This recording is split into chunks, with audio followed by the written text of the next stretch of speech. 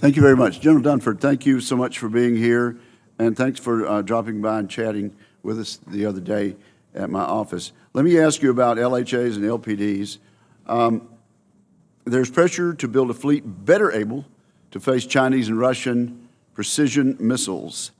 The Navy, therefore, appears to be reducing its investment in warships like LPDs, big deck amphibs, and aircraft carriers to free up money for more offensive weaponry on smaller surface ships, submarines, and aircraft. Additionally, moving the build of the new amphibious ships into the future would likely delay the Navy's ability to reach its goal of 38 amphibious ships from the current level of 32. General, does the Marine Corps still have a stated need for 38 amphibious ships, as indicated in the Navy's force structure assessment? How many amphibs do we have in the inventory today, and do you foresee eliminating Marine Corps core mission of amphibious operations at any point in the near future? Senator, the requirement you identified of 38 is still a requirement. I went back after our conversation to just check to make sure what the facts were. The requirement is 38. The 355 ship program of record that was submitted last year, I think they're working on minor adjustments, but there's still a cardinal direction of the Navy. And the issue with the amphib ships inside of this program was an issue of sequencing. The Navy put a higher priority on other platforms during this period of time, but did not walk away from the requirement or the long-term plan to have those ships in place. Now, in terms of facing the Chinese and Russian threat, just inform the public through the mechanism of this hearing how the amphibs fit into that.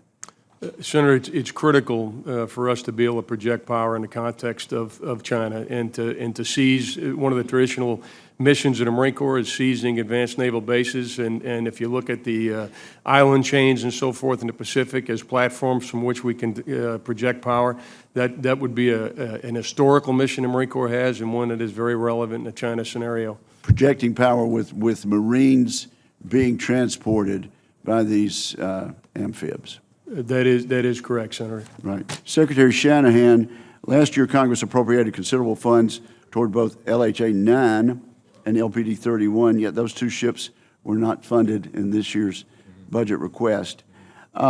We just heard General Dunford's answer. So why did the department withhold funding for LHA 9 and LPD 31 in this year's budget? If both of these ships are going to be built at some point, wouldn't you agree that we should fund them in the most cost-effective manner? And were both the Navy and Marine Corps in agreement with this decision to delay funding of the LHA 9 and LPD 31?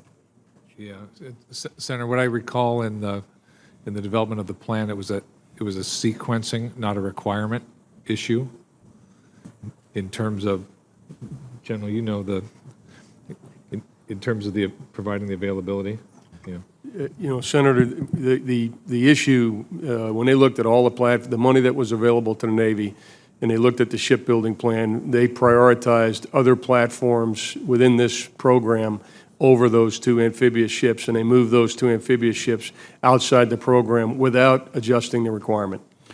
Okay, so the requirement's there, but the subpart of my question about the efficiency of building them in the most cost-effective and efficient manner. Would you, either of you care to comment on that? Wouldn't it make sense to do it in the most efficient manner? It would.